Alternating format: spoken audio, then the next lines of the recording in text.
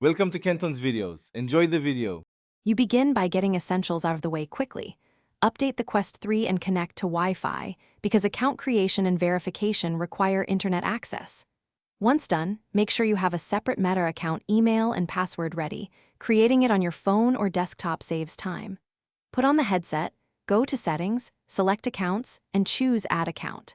Follow the on-screen prompts to enter email and password. This starts the new account setup and links it to the device. You'll now handle the middle steps that determine permissions and access.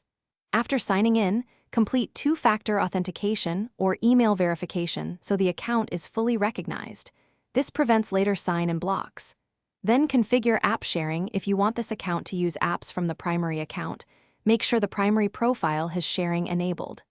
Next, set profile name, avatar, and privacy choices. Link the account to a family or secondary access group if you plan to share purchases or child restrictions. You're almost done. Finalize by testing the new account, sign out and back in, open an app, and confirm controllers and Guardian are linked to that profile.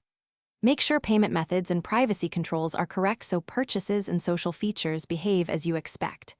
If something goes wrong, try the key troubleshooting step. Restart the Quest 3, confirm Wi-Fi, then remove and re-add the account. If persistent errors occur, check the Meta account email for verification links, or consider a factory reset only as a last resort. Thanks for watching. Consider subscribing if we helped you.